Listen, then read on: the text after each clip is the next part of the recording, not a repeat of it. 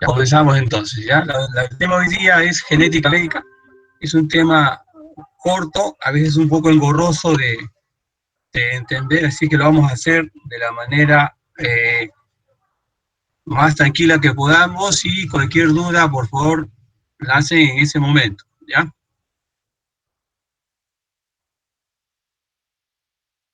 A ver, la genética es la ciencia que estudia la forma, cómo las características de los organismos, ya sean morfológicas, fisiológicas, bioquímicos o conductuales, se van a generar, se van a transmitir, se van a expresar de una acción a otra, bajo diferentes condiciones ambientales, intentar cómo se agregan y cómo se modifican las características de los seres vivos a través del tiempo, de generación en generación. Entonces, esta disciplina va a abarcar el estudio de las células, los individuos, su población en la que viven los organismos. Los genetistas investigan todas las formas de variación hereditaria, así como las bases moleculares subyacentes de estas características. Entonces, el único lazo material entre padres e hijos está constituido por los gametos. Por tanto, los gametos son los portadores de la herencia. Estos factores hereditarios se encuentran en los cromosomas y son unas partículas especiales submicroscópicas llamadas genes. El conjunto de genes recibidos por un ser de sus progenitores se llama genotipo, y el conjunto de los caracteres que de ellos resultan y que se manifiestan en un individuo se llama fenotipo. Este fenotipo está bastante influido por las circunstancias ambientales y la alimentación. Entonces, si sabemos mediante el estudio que el organismo es homocigoto o heterocigoto, entonces podemos determinar sobre su genotipo o constitución genética. ¿Ya? Entonces, ¿a qué nos referimos cuando hablamos de homocigotos y heterocigotos? No son iguales, ya sea A mayúsculas o A minúsculas, se denominan homocigotos o puros. Si son distintos, A mayúscula y A minúscula, se conocen como heterocigoto o híbridos. Algunos alelos pueden opacar la libre manifestación del otro. ¿Ya? Estos alelos que opacan la expresión del otro en el mismo locus se conocen como alelos dominantes y se escriben con letra mayúscula. Esto es importante, ¿ya? Como lo han llevado ya en biología, ¿ya?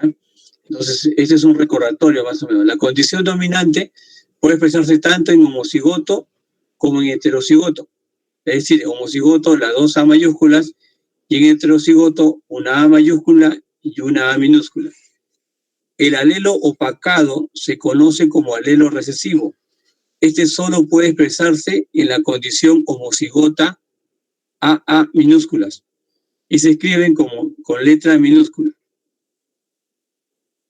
Entonces, para indicar todos los genes que porta un individuo, se introdució en la genética el término genotipo, que es la constitución genética. Eso nuevamente lo volvemos a repetir.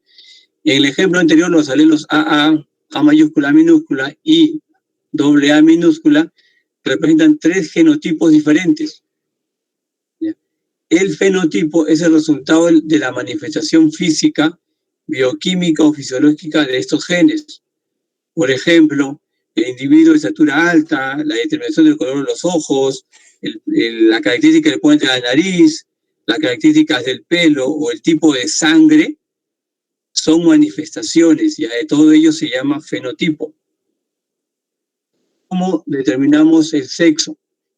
Esto es sencillamente el cariotipo, es el conjunto de cromosomas de una especie ordenados por forma y por tamaño. En el ser humano tenemos 46 cromosomas, 22 pares de autosomas y un par de cromosomas sexuales. ¿Sí? El XX para la mujer y el XY para el varón. El cromosoma X responsable de la feminidad y el cromosoma Y responsable de la masculinidad. Pues acá tenemos el cariotipo de una mujer, son los 22 cromosomas somáticos y el cariotipo, el cromosoma sexual, ¿no? El XX. Esta es la gran pregunta, ¿no? ¿Será niña o será niño? como todo en el mundo de la biología, es una cuestión de probabilidades, ¿ya? Tenemos la mujer, tenemos el varón, XY, entonces la combinación de estos cromosomas nos van a determinar que la proporción de niño a niña es 1:1. Hay 50% de posibilidades que sea varón y 50% de posibilidades que sea mujer. ¿Cómo serían estos genes, los cromosomas sexuales? A los genes localizados en los cromosomas sexuales se les llama genes ligados al sexo. El patrón de herencia de estos genes rompe absolutamente con las proporciones obtenidas por Mendel. En el ser humano son especialmente conocidos los casos de genes ligados al cromosoma X, como el problema de la hemofilia y del daltonismo. Por ejemplo, tenemos acá el experimento de Morgan, herencia ligada al sexo. Tenemos dos moscas, una hembra, una macho, de ojos rojos, ojos blancos, son líneas puras. La primera generación, el 100% de este cruce va a determinar que los individuos de esta generación sean con ojos rojos del 100%. Si individuos de esta generación se aparean, ya, a un sujeto hembra, a un sujeto macho, de esta segunda generación, todas las mujeres o todas las hembras van a tener ojos rojos. Y de los individuos machos, el 50% van a tener ojos rojos y ojos blancos. ¿Cómo se logra determinar esto? Por ejemplo, acá lo tenemos más detallados, ¿ya? Líneas puras, ¿sí? Ojos rojos, ojos blancos, B mayúscula, ojos rojos, B minúscula, ojos blancos. Entonces, este sujeto hembra tiene, ¿sí?, el alelo BB mayúsculas, y el sujeto macho tiene el XB minúscula, que determina los ojos blancos, ¿sí? Entonces, en la primera generación, la combinación de este X con este X va a determinar XB mayúscula, XB minúscula, que va a determinar que todas las mujeres, o perdón, todos los sujetos hembras van a ser de ojos rojos. Cuando se combinan XB con el otro, con el Y, va a determinar el XY, pero con el B, con el alelo B mayúsculas, que es el predominante para los ojos rojos. Por lo tanto, los sujetos varones de esta primera generación también van a tener ojos rojos, ¿sí?, por el alelo B mayúscula. En cambio, en la segunda generación, ya, un sujeto hembra va a tener esta determinación y un sujeto macho va a tener esta característica. Cuando se hacen los cruces, ¿ya?, todos los sujetos hembras van a tener XB mayúscula en ambos, o X mayúscula, X minúscula. Pero el color de ojos rojos, determinado por la B mayúscula, es dominante sobre la B minúscula, que es ojos blancos. Por lo tanto, todos los sujetos hembras de esta segunda generación van a ser o van a tener los ojos rojos. En cambio, en los varones, todos los determinantes o los sujetos que tengan XB mayúscula Y van a tener ojos rojos, y todos los sujetos que tengan XB minúscula Y van a tener ojos blancos. Por lo tanto, esta es un ejemplo de la herencia ligada al sexo. Los ejemplos de herencia ligados al sexo en humanos, la hemofilia y el daltonismo. Ambos están ligados al cromosoma X. ¿Ya? Acá tenemos un ejemplo de hemofilia. Las mujeres, las sanas o normales, tienen el XY mayúscula en ambos alelos. Las portadoras tienen X, Y mayúscula, H minúscula, ¿sí? Y las mujeres enfermas, que es una situación rara, tienen XH H minúscula, XH minúscula. Los hombres, los sanos, tienen XH mayúscula Y, y los enfermos tienen X, el alelo H minúscula, Y.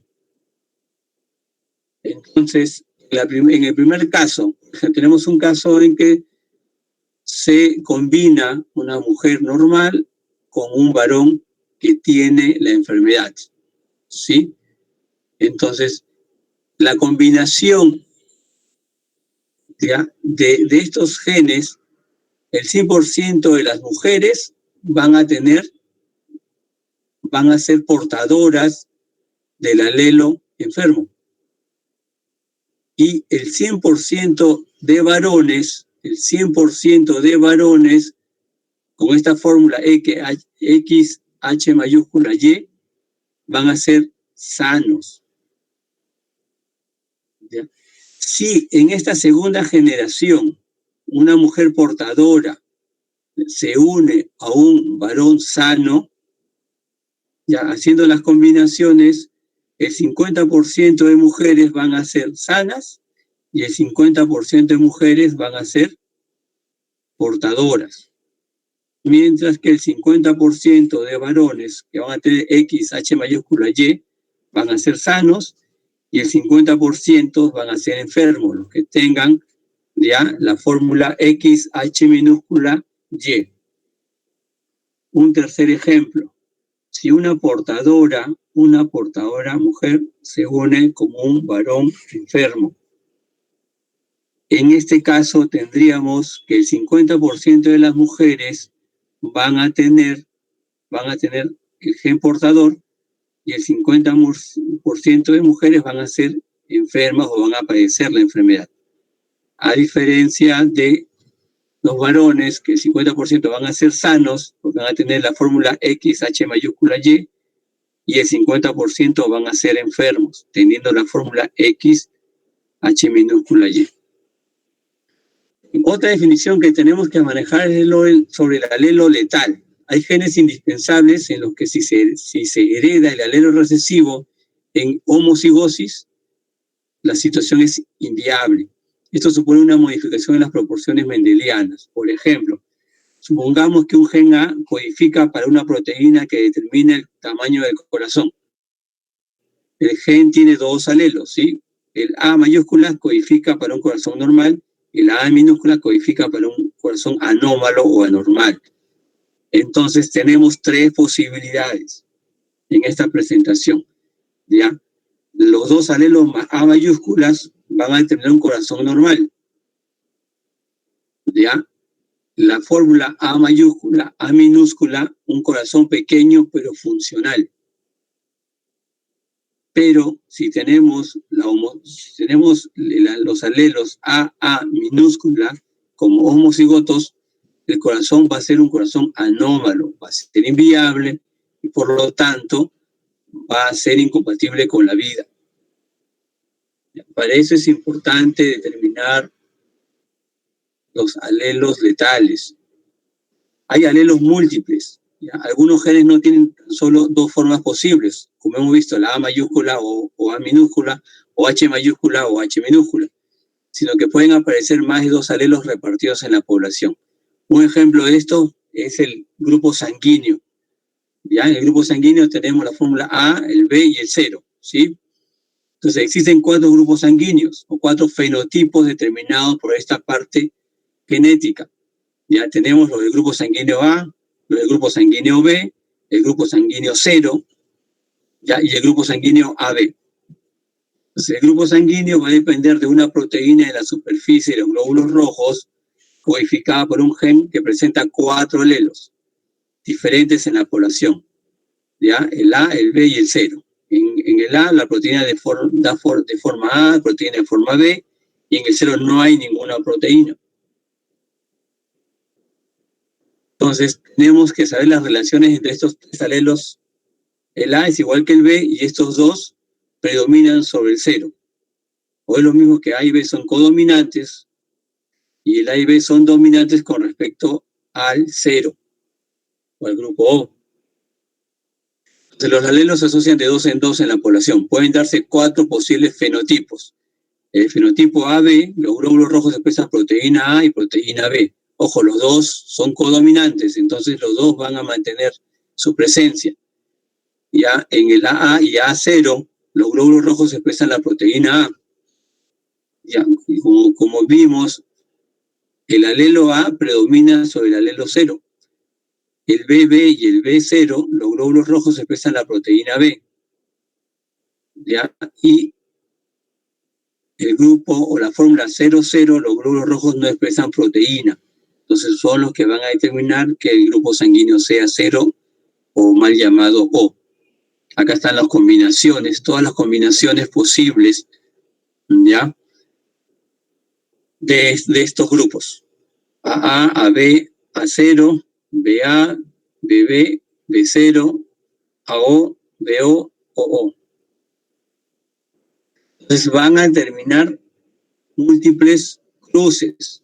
Ya, por ejemplo, el AB, cuando se cruza con el 00, el 50% de los hijos va a tener grupo A, el 50% va a tener grupo B, ¿ya? ¿Por qué? Porque es A0, A0, B0, B0. La mitad, ¿sí? Grupo A, la mitad grupo B. Cuando el AA se combina con el B0, que predomina el B, ojo, es AB, A0, el 50% va a ser el grupo AB y el otro 50% va a ser el grupo A. Cuando se combinan la fórmula A0 y BB, el 50% va a ser AB y el otro 50% va a ser del grupo B. Ya es AB, es 0B,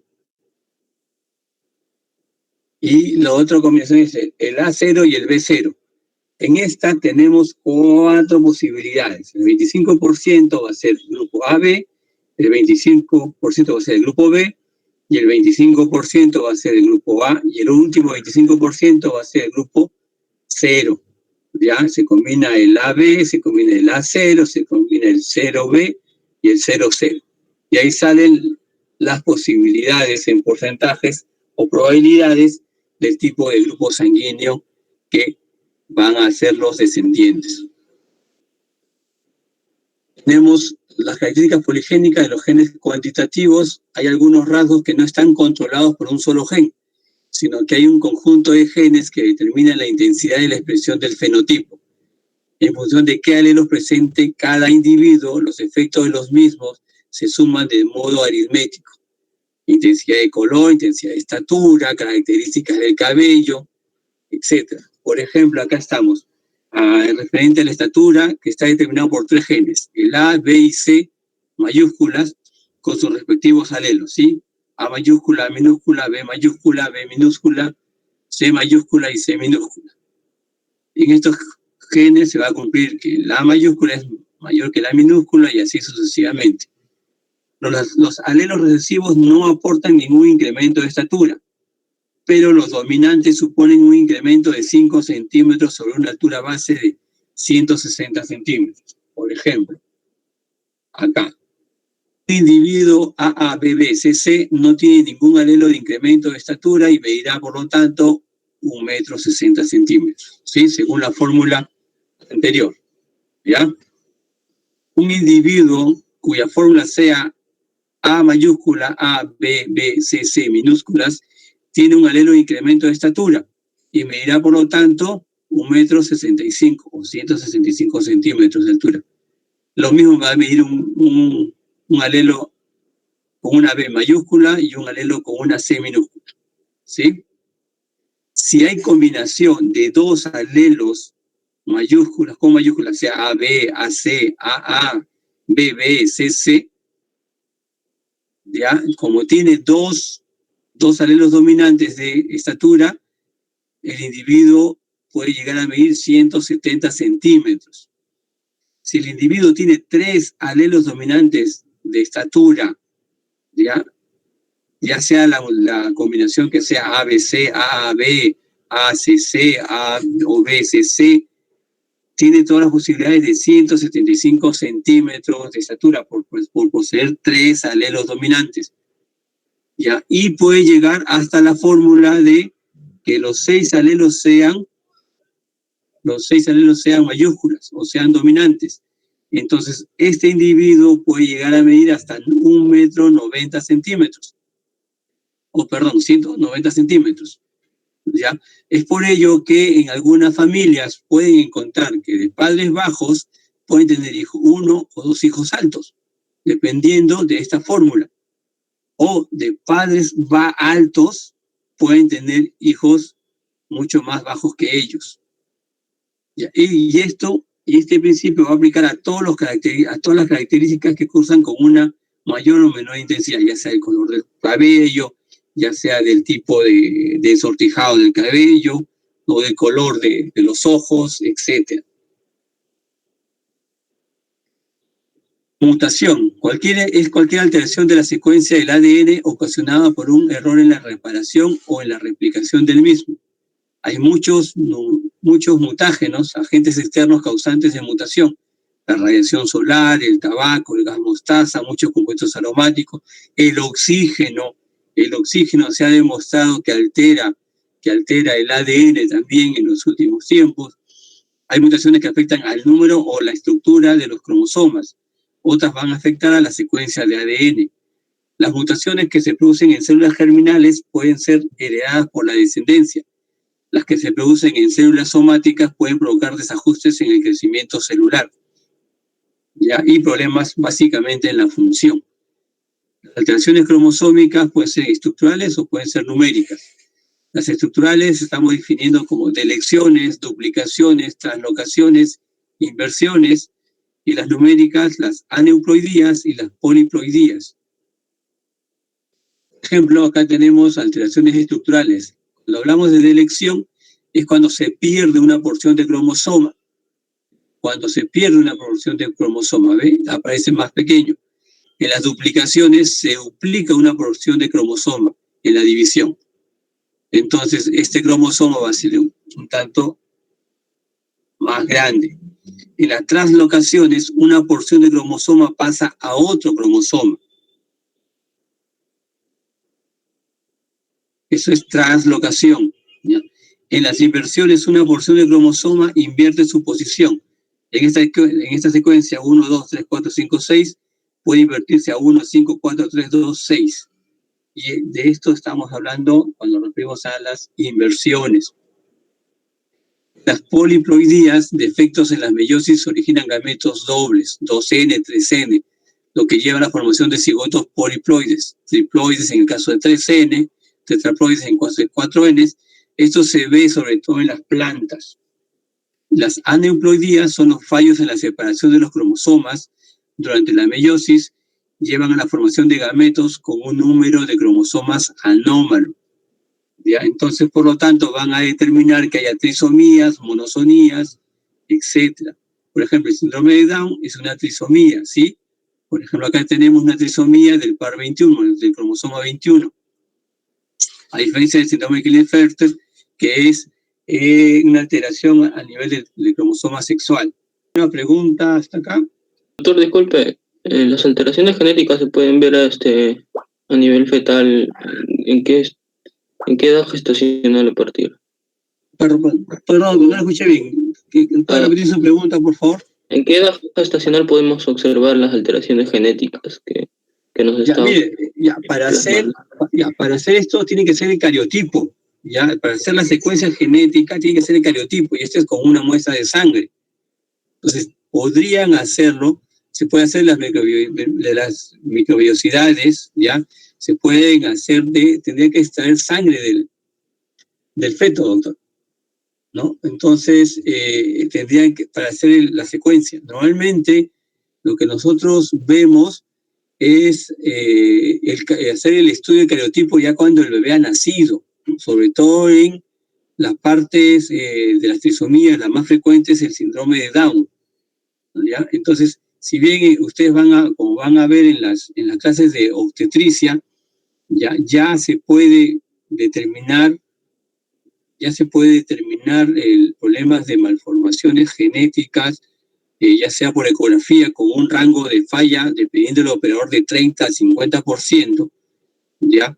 o por extracción de células de líquido amniótico o de las microvellosidades, como les he mencionado, y puede descartarse.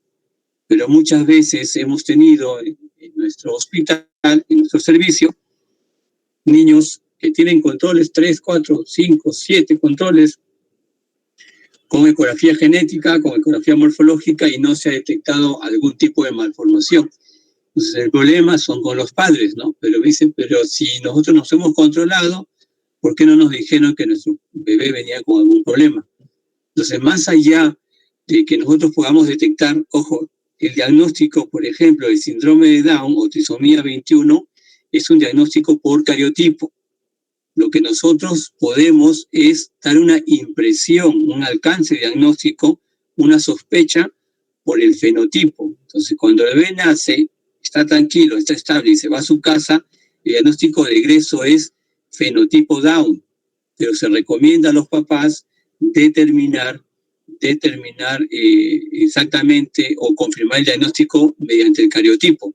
Acá en el Perú lo hace el Hospital del Niño de Breña, ya por medio del servicio de consultorio de genética. Ellos extraen un poco de sangre del bebé y lo siembran de 2 a 3 semanas y ya sale lo que es el cariotipo del bebé. ¿Por qué nosotros recomendamos? Y es importante, no solamente para el estudio de cariotipo en estos niños o en cualquier niño que sospechemos alguna cromosomopatía, ya es primero no solamente para determinar y definir el diagnóstico, sino también en el caso del síndrome de Down es para ver qué tipo de anomalía cromosómica ha tenido, ¿ya? ¿Por qué? Porque la primera pregunta, ¿ya? O la segunda pregunta de los padres es ¿qué posibilidades hay o qué porcentaje hay de que su segundo bebé o su siguiente bebé salga también Down, ¿no? Entonces puede ser simple tienes que ver si es una translocación, si es una simple disyunción, etcétera, porque en función al diagnóstico del cariotipo, al motivo de la cromosomopatía, te va a determinar si ha sido una situación estadística nada más, ¿no? Que es uno de cada 10.000 niños menores de 30 años la mujer, uno de cada 1.000 en mujeres de 30 a 35 años, ya uno de cada 100 en mujeres de 35 a 40 años, y así va disminuyendo, ojo, estadísticamente. Pero si hay, por ejemplo, una translocación, si en el cariotipo se ve ya que es un niño Down, pero que el problema ha sido una translocación, las posibilidades de que el siguiente hijo sea también Down es por encima del 90%. Entonces, el consejo genético que va a partir del cariotipo de este bebé es importante, pero dependiendo del resultado del cariotipo. Porque si es una translocación, lo recomendable es que estos papás no vuelvan a tener hijos. Porque uno de ellos, y aquí viene, porque también se tiene que hacer el estudio de ellos, porque uno de ellos tiene el problema. Entonces, el siguiente hijo que tengan, o los hijos que tengan, siempre van a tener el problema de la trisomía 21. Entonces, por eso es importante el estudio genético. Por eso es importante en estos problemas de cromosomopatía o sospecha de cromosomopatías que se realice el cariotipo. ¿Alguna otra pregunta? Doctor, una consulta. ¿Y cuál es la prueba más sensible y específica para detectar el síndrome de Down? Como digo, doctor, el problema es, lo ideal sería que todos tengamos nuestro cariotipo antes de tener hijos. Es lo ideal, que todos tengan su cariotipo para ver qué problemas se tienen, ¿no? Porque como les digo, una cosa es que tengan el dominante, si tienen el gen dominante de algún problema, van a padecer la enfermedad o la alteración, y si es recesivo, va a ser un problema funcional o va a ser un problema que ustedes van a heredar a sus hijos, ¿no? Si la pareja, ¿no? La contraparte también tiene ese gen recesivo, entonces, como hemos visto con la combinación, hay un 25% que salgan los dos recesivos y ahí ese hijo o ese descendiente va a presentar la enfermedad que de repente ni el papá ni la mamá han tenido. Entonces, lo ideal sería que antes de que tengan hijos, ¿no? Cada progenitor tenga su cariotipo y vea qué enfermedades puede tener o puede heredar a sus hijos. Entonces, y si ven, ¿no?, la combinación de ambos, van a ver la posibilidad y el porcentaje de probabilidades de su herencia.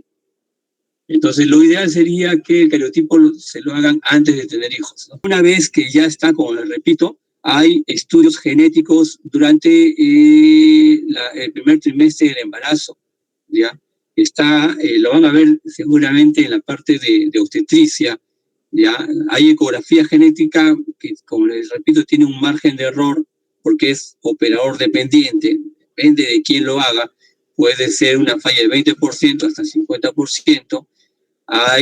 Se estudian las células del líquido amniótico, por lo tanto tiene que ser una amniocentesis, ¿ya? Una amniocentesis, y hay otro que se estudian las microvellosidades de la placenta, ¿no? Y otros, lo ideal y lo más agresivo es que extraigan una muestra de sangre del feto, ¿ya? Y eso lo estudien. Entonces ahí van a hacer un cariotipo adecuado y por lo tanto les va a dar, mientras más agresivo, más invasivo sea el procedimiento, va a haber más posibilidades de que haga un diagnóstico adecuado, ¿no? Pero por lo general son evaluaciones indirectas, ¿no? Con la ecografía, que, como les repito, tiene un rango de falla de entre el 20 al 50%. Doctor, buenos días. Una pregunta. Sí. ¿Se puede, a través de la genética, saber determinar cualquier tipo de enfermedad o solamente, por ejemplo, síndrome de Down, síndrome de Klinefelter? No, doctor, o sea, en el estudio genético le hacen una siembra y van a evaluar, ¿no? Evalúan todos los problemas que pueda tener cada persona. O sea, sería lo ideal, repito, ese es en el cariotipo, ¿no? Entonces ahí se ve si está todo normal o hay alguna alteración, ya sea dominante o ya sea recesiva. Entonces lo ideal sería eso, ¿no? Que cada uno se haga su cariotipo, se haga su mapa genético, como le llaman, y si va a tener familia o quiere tener descendientes, entonces tendría que, con la contraparte, ¿no?, fijar qué es lo que van a heredar, ¿no? No solamente van a heredar la talla, van a heredar el peso, van a heredar el cabello, el color de ojos, sino también enfermedades, ¿no? Entonces hay enfermedades que están determinadas genéticamente, ¿no? Si bien no, la presentación la va a determinar el contexto, ¿no?, los estilos de vida, ¿no? Pero si, por ejemplo, usted sufre diabetes y la mujer sufre de hipertensión, entonces hay posibilidades de que sus hijos tengan diabetes, tengan hipertensión, ¿no? Entonces, ¿cuándo se van a presentar? Va a depender del estilo de vida, ¿no? Mientras el estilo de vida sea más inadecuado, ¿no?, entonces la presentación de estas enfermedades que están en los rasgos de herencia se van a presentar con mayor anticipación. Por ejemplo, hace 30, 40 años no teníamos niños con diabetes mellitus tipo 2, lo que hace 10 años sí tenemos, ¿no? ¿Por qué? Por el problema de sobrepeso, por el problema de obesidad, por el problema de la reprogramación metabólica que se ha empezado a estudiar desde hace los últimos 10 años, sobre lo que van a escuchar quizás en las clases de pediatría, sobre la importancia de los primeros 1000 días en la vida de todas las personas, ¿ya? Lo que se está viendo es que lo que pasa en esos primeros 1000 días va a determinar el problema metabólico que uno tenga en la infancia, en la adolescencia o en la adultez, ¿ya? Y estos primeros 1000 días cuentan desde el primer día de la concepción hasta el segundo año de vida. Entonces, lo que pase en el entorno de cada individuo en estos 1000 días, estos primeros 1000 días, va a determinar su futuro metabólico o su futuro de enfermedades en el transcurso del resto de su vida. Si está alimentado por leche materna, tiene un cierto grado de protección para infecciones y enfermedades. Pero si está alimentado con fórmula, aumenta los riesgos para infecciones y aumenta los riesgos para enfermedades metabólicas, para el sobrepeso, para las dislipidemias. Más adelante viene lo que es el problema de la diabetes y después los problemas cardiovasculares, ¿no? Como la hipertensión, etc. ¿Alguna otra pregunta más?